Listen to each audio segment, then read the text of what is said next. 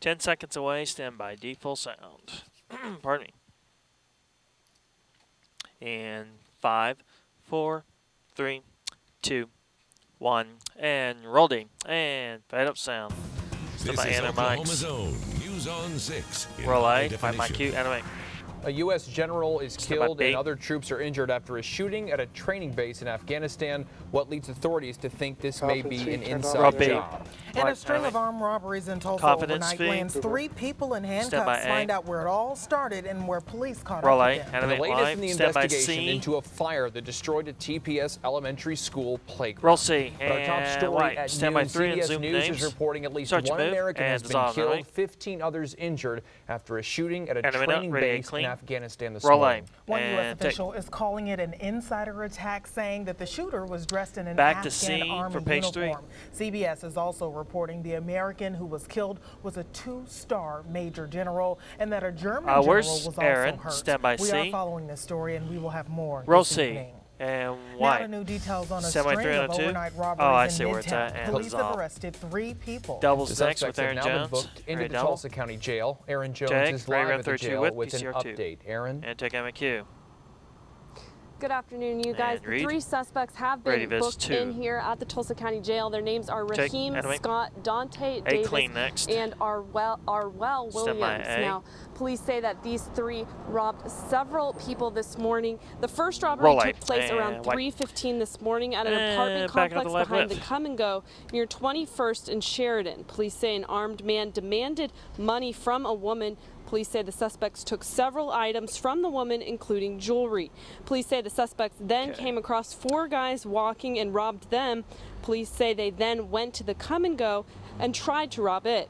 Police later spotted the suspect's vehicle near 61st in Riverside. They stopped the suspects and say they found several stolen items in the car along with the piece of jewelry. Now they're each being held on 6 counts of robbery with a firearm. Page 4. Reporting live, Aaron Jones, News on 6. Take you. Okay, thank you, Aaron. For the second night in a row, police investigate an armed robbery at an East Tulsa apartment complex. The latest happened overnight at the Bristol Park Apartments at 45th and Garnett.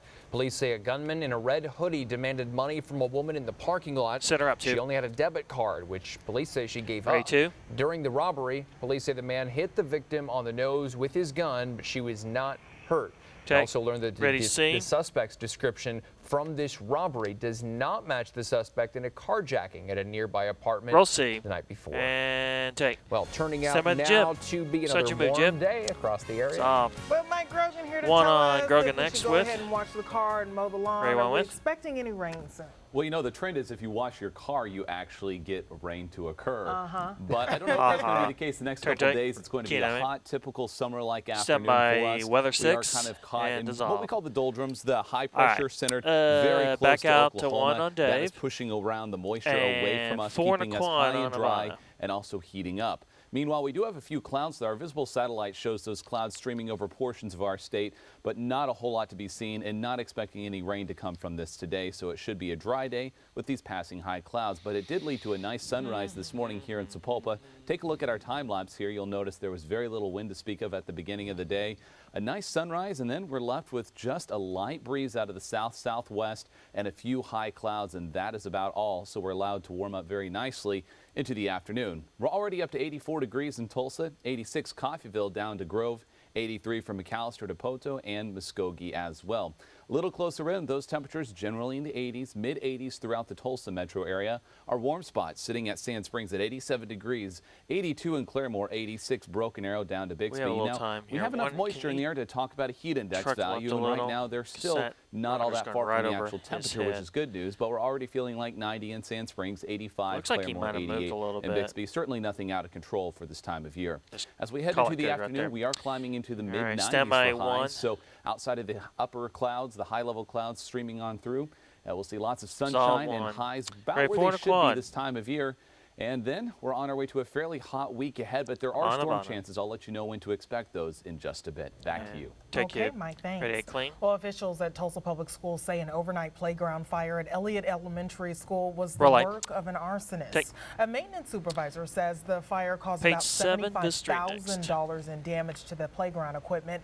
Classes don't start until August 20th, so the district has time to clean up before kids return back to school. But I'll have more on this tonight at 5. White Panaman. Police at Grand River Dam Authority are investigating a drowning right outside of Salina. It happened at Blue Hole Park yesterday afternoon, and investigators say the child was 9 years old. A Rogers County couple was arrested for child neglect after their 7-month-old son died recently. Doctors say they found suspicious marks under the baby's chin and at the back of his neck when he was brought to the hospital a couple of weeks ago. Deputies are investigating this as a homicide, but are waiting on autopsy results for a cause of death. Deputies booked Jimmy Legates and Crystal Hoagland on 3 counts of child neglect each. Investigators say bugs, feces, and trash were all over the home. All right, we'll the be with other next. 2 young children are now in DHS custody. We will have more on this case tonight at 5. Anime tag, no mugshot here. We'll stay here. We'll go to a mugshot. This intoxication. They say Lori Hill showed up at the school drunk, then pulled down her pants. The Muskogee Phoenix newspaper says she had just been hired to fill a position in the school's special education department. Take anime. A Tulsa doctor is in jail today, accused of sexually abusing a child. Tulsa doctor Gerald Snyder, police say, assaulted a 12-year-old girl who's a family friend. Police say that Snyder worked out of a clinic at Admiral and Harvard. He is being held in jail without bond. What started as a traffic stop ends with a truck on fire and a man in handcuffs. Police say David Blanley hit the gas when an officer approached him on Sheridan. Police chased him down 244, but officers tell us when Blanley tried to drive on the railroad tracks, his truck got caught, and then it caught fire and he took off running. So that's when officers caught up with him. It turns out that he had a felony warrant for possession of marijuana. Take 3. Tulsa Public Schools is well on its way to filling jobs within the school district. Yeah, good news. TPS held a career fair at East Central High School yesterday, and we're told the response was phenomenal. The district is hiring support workers in a number of areas, everything from custodians and cafeteria workers to bus drivers, electricians, and plumbers. Applications are still being accepted online. Well, coming up, we have an update from the 6 Investigates team about potentially deadly cargo being hauled across green country railroads. Why regulators are keeping some of that information a secret. Plus, a Rogers County grandmother wakes up to a robber in her home. What she remembers about the knife he was waving around. That's 1. And fade us down. Roll your break. All right, good luck, everyone. Okay, guys, on the story coming up, we're going to have Dave on page 15. I'm going to have Dave start it, and then where it says, but as News on 6 first reported, will be Ivana. 10 seconds. Stand by the jib and their mics. So Dave will start reading first. Yeah, they figured it out. All right, fine with me. Whatever. 3, 2, 1. Start to move and fade up Q. The state of Oklahoma is releasing vital information about trains moving through green country carrying a potentially explosive type of oil. Well, the feds ordered the railroads to release the information weeks ago so communities could prepare for possible derailments. That's right. But as News on 6 first reported, Oklahoma regulators signed confidentiality agreements agreeing to keep details out of the public eye. After several requests from 6 Investigates, those regulators are releasing not all, but some of those details. 6 Investigates reporter Jennifer Lauren has been tracking new details on what were closely kept secrets. And takes down enemy. So is Ivana still going to tag it? Explosive train derailments, the worst of which leveled 30 buildings and killed 47 people in Canada. Federal regulators ordered the railroads to alert states where similar trains travel. Any train carrying at least 1 million gallons of volatile Bakken crude oil must be reported. The hope is the information will help communities like Tulsa prepare for a worst-case scenario. Our communities aren't prepared to respond to this. Information released Monday shows those potentially explosive trains travel through 20 counties in our state, many of them in northeastern Oklahoma. It says Tulsa County sees 4 trains a week, Craig County up to 7. But these are just the trains carrying at least 1 million gallons of Bakken crude oil, at least 33 tankers long. 5 out. Trains that carry less are not tracked or reported to the state. 4-6 investigates. I'm Jennifer Lauren. Take you. And Jen tells us the Oklahoma Hazardous Material Emergency Response Commission released the information Monday afternoon. They say that this information they all got from the railroads. It doesn't contain any specific information concerning passage or arrival dates, times, or even specific locations. Officials say they've We won't worry about the OTS. Don't worry about it. That's my fault. Stand by A. Roll A. Tulsa police are trying to figure out who stole items from an ambulance last night. It happened shortly before 11:30 at St. John. EMTs with a Stillwater ambulance service were taking a patient inside, and when they came out, they found one of the equipment doors was wide open. They discovered a breathing machine, suction machine, and bag of basic medicines were missing. And take you. One person is dead after a crash in Caddo County. The Highway Patrol tells us Lucy Harry died Monday evening after the van she was riding in ran a stop sign and pulled into the path of a pickup truck. The crash happened on Highway 62 between Anadarko and Verdon. 3 others went to the hospital. Another crash killed 75-year-old Quanah Cummings of Lindsay Monday afternoon. Troopers say Cummings pulled her SUV in front of a truck on Highway 76 in Blanchard. The other driver, a 55-year-old man, was not hurt. Cummings died in the helicopter on the way to the hospital in Oklahoma City. Take and music, start, pull, roll, light, dissolve, animate. Floodwaters across parts of California, and 1 man is dead. The latest is crews work to clean up. And we're seeing clear skies outside the Osage Casino Skycam network today, but there's a chance of showers in the forecast. Mike's forecast is next. 1, and finish down, Roy break. 10 out. Stand by. See full sound. And let's go in 5, 4, 3, 2, 1. Roll C. And better sound. Mike Grogan is an American Meteorological Society certified meteorologist. All right, quiet weather across the state today. Satellite radar shows not much happening here. We have some passing high clouds, but not expecting much rain or storm activity even in our easternmost zones today. We're just kind of caught under a high pressure that will prevent that from happening for the next day or two. Then things will begin to change.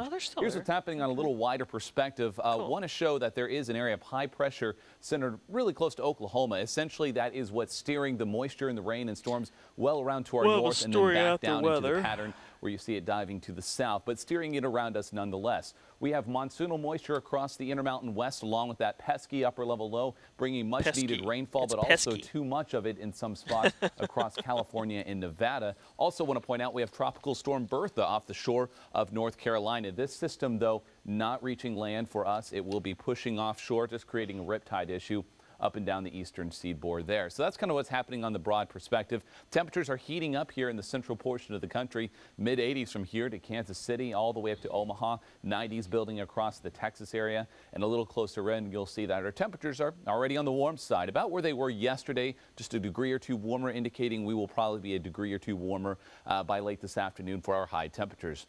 Bartlesville to Coffeyville, one of our warmer spots on the map here. 88 degrees in those locations, 86 around Grand Lake and the Grove area. Tahlequah over to Fayetteville, both at 82 degrees, 86 in Bristow, 85 Okemah down to Eufaula, and also that's the same temperature in McAllister at this hour.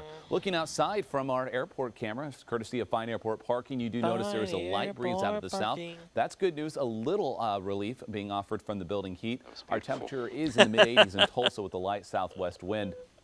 Humidity values not all that high. That is the good news and why heat index values are not a major issue for the day ahead. As we see your forecast on our future view model, you'll see just a few high clouds today, light southwesterly breezes. Any shower storm activity likely well into the Ozarks across Arkansas and the Missouri area. We are probably just kind of baking under some summer sunshine. 93 for the high in Tulsa, 92 in Bristow. Lower 90s just about most locations in eastern Oklahoma. But overall, this is very close to normal. Our average high is about 94. So here's what's happening beyond then. Generally quiet conditions tonight. Light southerly winds, meaning we still remain mild overnight into your Wednesday morning. Now Wednesday, things are getting a little more interesting. We're seeing a wave in that upper level jet stream. It brings about more clouds, but it will also bring about a slight chance of a few storms in let's call it north central Oklahoma. Now it's just a slight chance of rain and storms, but whatever does form could produce some briefly gusty winds, some heavy downpours. The best chance for this though is northwest of Tulsa. through tomorrow evening. Now by Thursday, some of that action may be spreading to the east. Best chance of rain by Thursday is far northeastern Oklahoma. So if you live anywhere from Coffeyville to Veneta down to Grove, your chance of rain on Thursday is a little greater. It will take the edge off the heat. Tulsa, we are about the southern perimeter of any showers and storms that could occur, but there is a slight chance, and this is the start of at least a little more unsettled of a pattern in the forecast ahead. Your forecast this afternoon, mostly sunny, a light breeze. We cool off to about 86 this evening, still a warm one. Your sunset now at 8:25. Tomorrow morning, we're starting at 73. Your sun coming up at 6:35. And on from there, the next 2 days, it's hot. It's very typical summer-like weather. Passing high clouds today, but tomorrow evening, that chance of a few showers and storms, best chance to the west and north. Temperatures remain seasonably hot, though, because we're not getting much of a push of cooler air, maybe until next week. So our slight chance of rain and storms is with us because of that boundary that's going to be sitting close enough that we're at least at the southern edge of a chance of showers and storms. Better chances to the north. We remain hot with temperatures in the mid-90s through the weekend. And notice we have a slightly better chance on Sunday and into Monday. That's when we might actually get a cold front to come on through the area. Camera's clear. It may not be nearly as strong as previous out the cold 403 fronts over down the line, then weeks, 3 for page 24. Our temperatures may be into the 80s for a few days and still give us that chance of rain, which is certainly welcome news this time of year. Yeah, the Zob, yeah, ready 3? I'll take it. I mean, anytime you walk outside and you automatically start sweating, your clothes stick to your back. Yeah. Yep. A cool it's that front, time of year. a chance of rain, whatever you got, I'll take it. All right. Anyway, thank you. Yep. Turn tight. Well, flash flooding Ready, in 8. Southern California kills one and damages Relay. dozens of homes. Torrential take. rains near Mount Brady have turned into small streams into deadly raging 3 seconds for rivers. tease. Waves of water, mud, debris have been reported, and they're uprooting trees and destroying homes. Authorities say 48-year-old Juwan Lee was killed when his car was swept into a creek and wedged between boulders and a log. Take. Well, what can you do to help your elderly parents continue to take care of themselves? A little geriatrician is in studio to answer that question. And police are on the lookout for a man accused of robbing 2 women and holding them at knife point. The latest on the search coming out. 1. And page down, ready break. 3, 2, 1. Roll C. And fade up sound. Stand by.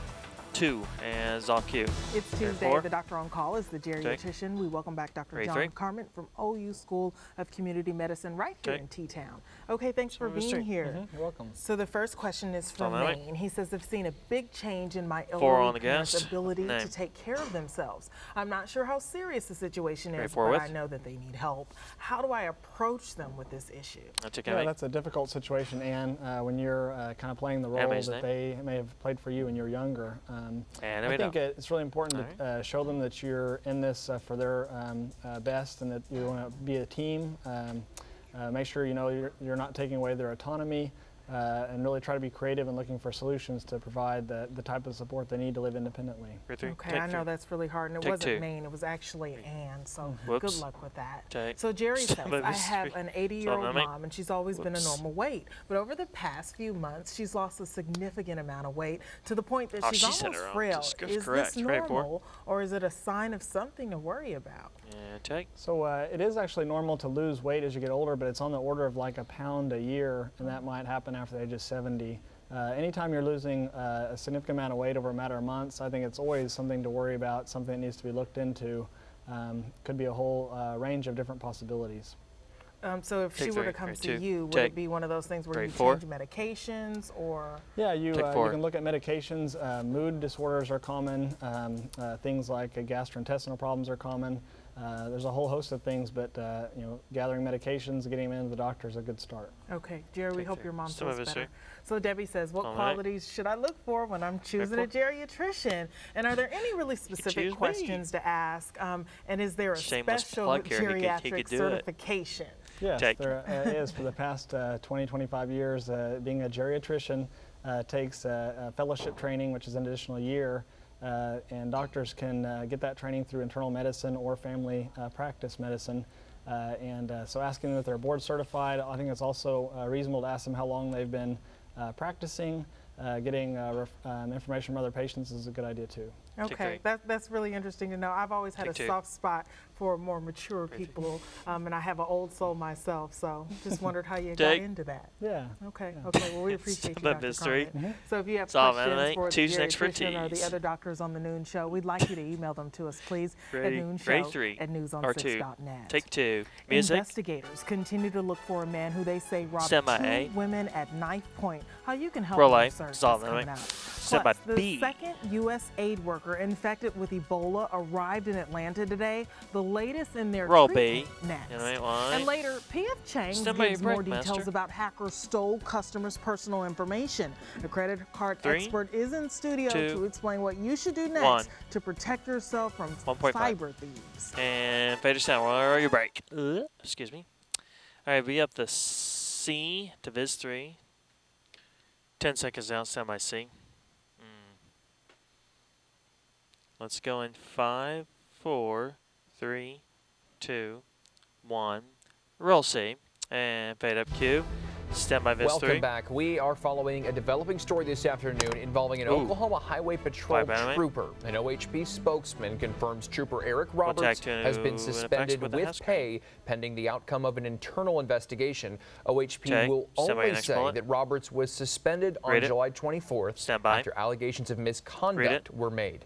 Roberts is a 16-year veteran of the force. And now to an update. We found a story we first brought you yesterday at noon. Catoosa police are looking for a man they say held 2 women at knife point while trying to steal their jewelry and money. News on 6 anchor Megan Farley spoke with the victims about the really frightening experience. Relay and take some full. Probably around 9, I woke up to Grandma screaming at me. This run, she was yelling my name.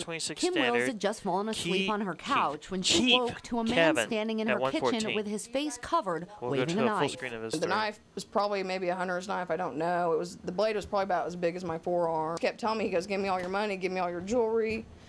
And he was shoving me and Grandma like towards the kitchen and told us to stick together. I got kind of woozy-headed, and I told him, I said, I think I'm going to pass out. So I slowed down and was kind of hanging on to the cabinet, and then they went on by me and went on out the back door. He agreed to let me come get my purse out of the car. He jerked my arm and he was pushing me out the door to come to my car. Kim says the burglar smashed out her window with a brick of concrete, stole her purse, and then quickly took off in his truck. Kim's grandmother snapped this picture a few days earlier. She says the driver of that same truck asked to borrow a knife to cut some scraps from his truck.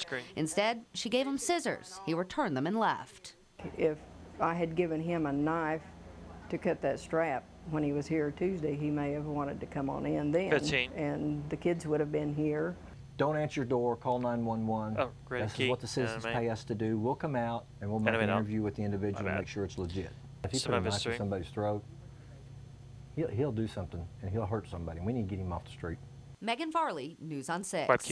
Oh my gosh, scary. Well, police say the truck was stolen from Broken Arrow about a week ago. It's a white Chevy quad cab. The license plate is 454JNG, and it's a C3 3500 flatbed. If you have any information on the truck or even the burglary, you're really asked to call police to help them find the people who did that.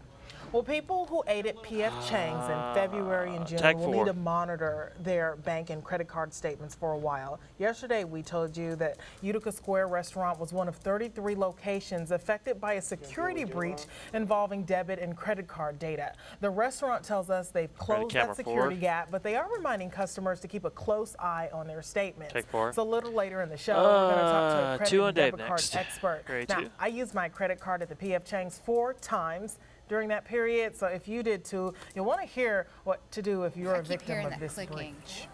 A second American aid worker infected with Ebola is now in the U.S. She arrived in Atlanta just half an hour ago. She was wheeled on a stretcher from an ambulance into the Emory University Hospital. The first patient who arrived there was able to walk into the hospital, also affected with Ebola. Omar Villafranca has the latest. Relay, sound and wipe. A specially equipped plane carrying American missionary Nancy Wright arrived in Atlanta. A team of infectious disease specialists at Emory University Hospital will treat the 59-year-old along with fellow aid worker Dr. Kent Brantley. Wrightbull and Brantley contracted the deadly disease while working in Liberia. 4 African nations are dealing with the worst Ebola outbreak in history. More than 1,600 people have been infected, and nearly 900 have died. Wrightball and Brantley have received an experimental serum make sure that the to black help combat valve is turned toward the one you're turning on. Both patients will be kept in an isolation ward here at Emory University Hospital, where a team of physicians will monitor them 24 hours a day. For Dr. David. The Centers for Disease Control and Prevention is now investigating another possible case of Ebola at Mount Sinai Hospital in New York City. A man who recently traveled to West Africa went to the emergency room Monday with a fever and stomach problems. He is now in isolation, and hospital officials are urging the public to remain calm. If this were a case of Ebola, which we do not know, that it is not transmitted by casual contact. The CDC expects to have a definitive test result in the case in a day or so. Omar Villafranca, CBS News, Atlanta. Take you. The latest attempt at a planned 3-day ceasefire in the Middle East is holding up so far. The temporary truce was proposed by Egyptian officials in an effort to end a month of fighting between Israel and Hamas militants. And negotiations toward a more permanent ceasefire will take place in Egypt soon. The U.S. strongly endorses the truce and is asking both sides to respect it. And take Up next, we're headed over to the cooking corner. Good stuff. The Food Bank of Oklahoma is here in studio with us today, showing us how to make beef sliders and tomato marmalade. 3, 2, 1. Fade us down. Ready, break. Towards the end. Okay. 10 seconds. Stand by. See full sound. And then out the 4. Here we go. In 5, 4, 3, 2, 1. And roll C. And fade up. Send by 4 on Dave and dissolve, and that the bug. Welcome. Thanks for sticking with us here. We are over here in the cooking corner, and Michael Vernon is here with the Eastern Oklahoma Food Bank, and we're learning how to make beef sliders, tomato marmalade, kind of more of a heavy appetizer. It is a little bit of a heavy appetizer. Good afternoon. Thanks for joining us. No problem. Thank you for having me. So let's start off with the beef. Got to go with the meat first. Absolutely. This is Oklahoma. It's beef country. At the food bank, we use 80-20. Ground beef. Okay. Of course, if you're more on a more lean diet, which we tend to promote, you could use 93.7, but we like that little bit of extra fat. You got to be careful with the dryness with that as well. Exactly, because they can tend to dry out. This is a 2-ounce portion of meat, which I just started out in a hot skillet. Always got to be hot to get that nice sear. Now remember, folks, this is the appetizer part. This isn't quite the entree, so let's keep it small. Exactly. This is about 1.5 ounces to 2 ounces of meat. Yeah. Just seasoned with a simple salt and pepper mix, what's called chef's mix. You can add garlic powder, onion powder, a lot of different things to it if you like. So keep it simple. Keep it simple, absolutely. And then what I'm just going to do here is this is just provolone cheese. I like heartier flavored cheeses. I like sticky cheeses. Yeah. Again, if you don't like that, you can use good old Kraft singles if you like. Sure, why not? It's up to you. It's not going to break my heart if you do. Yeah, not everybody likes the stinky cheeses, but they do have a nice little robust flavor. Let's see where it goes here. It's a really robust flavor. And then we're going to pair this with what's in more season right now than tomatoes, onions, squash. The tomato chutney is basically diced tomatoes. Okay. And you make a pickling liquid keep that there. And reduce it down with sugar. Kind of like a brine. Exactly. So if you have a grandma's recipe for pickles, just reduce that down with about 2 extra cups of sugar, and it basically creates a caramel. And you're caramelizing the tomatoes, and this is what it's going to come out to look like. You could add bacon to it if you want to. I know bacon's the in thing right now. Sure. But I decided to keep it vegetarian. He's kind of light. Plate. I just went with good old-fashioned tomatoes. Turn that off real quick. All right. Don't want to get my oil burns for the day. Please so we've got the tomato chutney, and you're going to add that on top. And you also pickled something else. This is pickled red onions. Red onions are very much in season right now. We used red wine vinegar, equal parts red wine vinegar, sugar, and water. Okay. So you can make it for any ratio that you like. And this is just going to go right on top like so. Right on top. Right on top. And again, these are a nice little appetizer to get you going. 1 to 2 ounces of meat. You can use the lean stuff if you like. Make sure to keep it moist so it doesn't dry out. But boy, those look good. And hey, if you want to check these out, we want to tell you this. Preparations for the 8th annual Tulsa Restaurant Week are underway right now. It's going to be going on. The actual week itself is September 6th through the 14th, but the pre-party is next week. If you want to go to the pre-party, it is August 14th from 6 to 8 p.m. at Metro Appliances. And it's open to the public. There's a suggested donation, right? Absolutely, there is. It's going to be matched by the George Kaiser Foundation. And that's great. And you guys will be making this right here. These very sliders. So perfect. As always, thank you so much, sir, for joining us. And thank you for having me. We love partnering with the Eastern Oklahoma Food Bank. If you would like a copy of today's recipe with this delicious slider, you can go to the recipe section of our website at newson6.com. Again, well, we have a credit card expert, in the studio today to tell us what the P.F. Chang security breach could mean for you and what to do to protect your credit information. Really important, good stuff. Coming up, your chance to win 4 tickets to the upcoming PBR Classic, that's bull riding, and you can be entered to win a 2014 Ford Mustang. And there are clear skies right now in Tulsa and the surrounding area, but slight chances of thunderstorms later in the week. Mike's going to tell you what to expect next. Phase road break. All right. 10 seconds out. Stand by C and her mic, and then out the 2. My brain will just start working in 4, 3, 2, 1. Roll C and fade up cure. Stand by 2. So P.F. Chang's China Bistro continues to clean up after a credit and debit card breach, and it threatened personal information of customers at 33 different locations nationwide, and that includes one right here in Tulsa at Utica Square. So David White is here to give great advice. He's a credit card expert and the founder of Hathaway 51 right here in Tulsa. Thanks for being here. We appreciate you. Thanks. Okay, so what is Hathaway 51? I have been in the credit card processing industry for 13 years now, and I represent 8 of the 10 largest processors. Oh. So, fancy term is merchant services. We call it credit card processing. So, a business like P.F. Chang's needs somebody like me to establish relationships so they can process credit cards. Okay. So, we help them find hardware, software, make the whole system work. Well, is it one of those things with P.F. Change and Target and all of these security breaches? Is Hathaway 51 one of those companies that say, hey, business, you guys, there's some suspicious activity, or how does that work? Well, usually you don't know what hit you until a customer looks at a month-end statement and sees, I wasn't at P.F. Chang's that day. Why is this showing up? You know, the bad guys are really smart. These are expert computer hackers. So they're in your system, they know what they're doing, but until you get alerted, you really don't know what hit you. So then the customers start contacting, and all of a sudden there's more and more. Now you figure out, all right, we got a big problem here. And you have to have really a forensics team come in and try and figure out how these guys got in. So we keep wondering, and this is for the layman, how do these keep happening? I feel like it's happening more and more. My trade journals really say that the hackers go for the path of least resistance. We're the last civilized nation that's going to add EMV, Euro Pay MasterCard Visa. So, whereas we have credit cards, I brought one to show you, one of mine.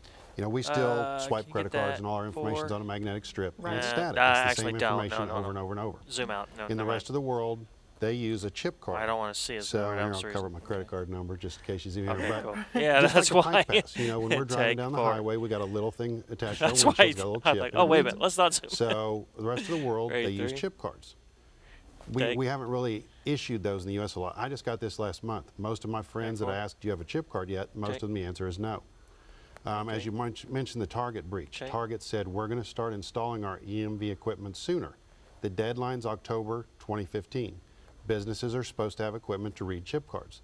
These generate a one-time use number, so that makes it a lot harder for the bad guys to, if they get your credit card number, they got it once, but you can't read that number. Whereas on this, you get it once, you can use it many times as you want to, till the customer finds out and shuts down that credit card. So as it relates to this, America's behind. We're behind. It's really strange. You know, you think of we're the USA and we're the last people adding a more secure form of taking credit cards. That's interesting. Okay, so with this P.F. Chang thing, you know, I went 4 times in this period, but I checked my bank and nothing has happened. Does that mean that's what we've been hearing throughout? Ready for?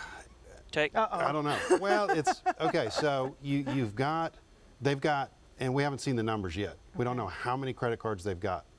You can actually go online and buy stolen credit card numbers. Going rate's about $1.50 to $3. If you have more information like their billing address, their social security number, the value goes up. But just a credit card number in itself is not that valuable. So these guys are looking for large quantities of credit card numbers. Now they got to do something with them, and they're just on the black market just selling these numbers. Amazing. So for the average person who went to P.F. Chang's, who is concerned, what do you recommend that they do? We're always reactive instead of proactive. So in this case, it's almost like just keep your eyes on your statement. If you've got access to a computer, I check my stuff daily. Every morning I get up and the first thing I do is log into all my banking accounts and see if I see any suspicious activity. Now, every credit card gives you some form of protection. At the most, you have $50 liability, but it's such a competitive industry, they want you to carry their credit card. Most of them you have zero liability. So if you spot something and you let them know, hey, I don't think this is my charge, I think somebody else did that, then you have no financial responsibility. So you just got to be diligent, just keep up with it. And if you can do it daily, great. If not, at least look at your month-end statements and see on that, when you get a piece of paper about it. Yeah, and maybe not your credit cards, but the banks now offer the daily text message. Chase is almost my wake-up call. Sure. Okay. It's like I get an email from American Express every time I do a card not present transaction or a transaction over $100. You get a whole hour on this. It's warning me, hey, was this you? Lots of info. Okay, great tips. We appreciate you. Thank you so much. Stand by scene. Okay, well now we appreciate the cold front or the cool front that's coming that Mike Grogan is promising. Mike gives us a look at our weather. Well, that's right. It's not going to arrive for a while. We're underway with a warming trend, as you can see from last week's record cool highs at the end of July. We're now back into a slightly warmer pattern. Temperatures going up about a degree or two every day. I think we're going to add maybe another degree to this number for today's high. In the meantime, it's still warm. Even at this hour, 88 Bonita, 85 Pryor, Eufaula, over towards the Okmulgee area, mid-80s, 87 now in Pawnee. So let's look a little further out. The heat is building throughout much of the central United States. This is the corridor, the South Central Plains, that is controlled by high pressure, and that's allowing the heat to build. So that's kind of the center of the heat today, along with the desert Southwest. So here's what's happening on our satellite and radar. There's the high pressure. There's the rotation of the circulation around it, steering the showers and storms well around it. So we're pretty much caught under mostly clear skies, not much of a chance of rain and storms to occur as long as this high pressure is in control. That's going to break down, head a little further south over the coming days, and that will bring back the chance of rain for us. Until then, well, we just have some nice summer weather to talk about. Something else to talk about, well, we have a hurricane. This time we're in the eastern Pacific. I want to point out this is Hawaii. This is Hurricane Iselle. Iselle is a Category 3 hurricane. Here are the statistics. Winds of 127 miles per hour. You might be able to pick that out at the bottom of your screen. Gusts up to 155. The reason I'm showing you this, well, it is on a track to head towards Hawaii. If you have travel plans this direction over the week, taking a vacation potentially, well, they will be impacted by a strong tropical storm or a weekend hurricane on Thursday. So this is going to create some high surf and some gusty winds, and damage, fortunately, may be minimal because of the weakening nature of the system, but it still could cause some issues for the day or two there. So keep that in mind. That system will continue to weaken and head out to sea, but affecting the vast majority of the Hawaiian Islands then. But for us, no concerns of tropical weather. In fact, we don't have super high humidity levels, so not even feeling that tropical outside. 85, light southwest wind, dew point of 65. Once again, once you get into the 70s with that dew point, it really feels muggy. Today, it's just going to feel a little humid out there. Our future view model shows a stalled out boundary to our north. We'd love to bring that a little further south. That would bring us the rain chances along with cooler air, but for the most part, we are caught in the heat. It will sag southward on into Wednesday, close enough that it will bring us a slight chance of showers or storms. The areas here in south central Kansas, north central Oklahoma, a slight chance of a shower or a storm forming, and that could head our way that night into Thursday. But until that time, we are just high and dry, looking at some hot weather, and the chance of rain is still a very minimal chance Wednesday, and again on into Thursday, spreading a little bit more into northeastern Oklahoma. And then this area from about southeastern Kansas to far northeastern Oklahoma into northwest Arkansas, that's the most likely chance of rain for the time all the way through the weekend. So Tulsa, we'll just have a slight chance, and if you live in southern Oklahoma, you're going to have to wait until maybe the weekend or beyond to see a chance of rain in your forecast. Here's the forecast for this afternoon. Topping out at 93 with a light breeze and heading into the evening hours with mostly clear skies. Sunset at 8:25, coming back up at 6:35, 73, a mild but humid start to the day. We're on our way to a chance of a few storms late in the day Wednesday, as I mentioned, and temperatures, though, remaining hot through this time. We're not getting much cooler air in place until maybe just beyond the weekend now. So slight chances of rain each and every afternoon. Can't rule it out on any given day, though I don't think it will be wet every single one of these days for your location. 30% chance of a few showers and storms Sunday as that cold front slides through, and by Monday, we're starting to cool off maybe into the upper 80s. Back to you guys. And take care. All right, thank you. Well, News on Roll 6 and your Oklahoma Ford dealer want you to have the best summer ever. This is your cue to call for your chance to win 4 tickets to the Professional Bull Riders Classic coming to the BOK Center August 16th and 17th. Plus, every winner is entered for a chance to win a new 2014 Ford Mustang. That number to call, 1-800-447-5688. All you need to do is be the 14th caller with the keyword bull. So coming up, a North Dakota mom causing quite the controversy because she punishes her daughter in a really public way. And some are saying this is too public. Others totally agree. What the mother did that some people are saying was a little out of line. We'll tell you about it. And fade us down, roll your break. Was that the right VO? Within some music in 3, 2, 1. And fade up music animate. 1 minute left in the show. All right, well, before we let you go here, talk about learning a lesson. All 3. Thank you for the mics there. One mom says her daughter was acting bratty and decided that something needed to be done. So she did something. Instead of taking her to the Katy Perry concert, she sold the tickets on Facebook. Roll A, sound, and take. I had a header that said, spoiled daughter doesn't deserve these tickets for sale. Oh, and it didn't take long. The tickets were gone in 5 minutes. So the mom says her teenage daughter behavior was simply unacceptable. Never said what she actually did, but here's the thing. It's causing a lot of stir on social media. Some say the mom was right on. Critics say it was too public and harsh. We've seen a lot of Facebook comments on our Facebook page with News on 6, and a lot of people agree with what Mom did. 9, 8, search me, Jeff, dissolve, kid animate, 6, maybe not the 5, 4, 3, for watching. 2, have a great day. 1, and fade us down, roll break. All right.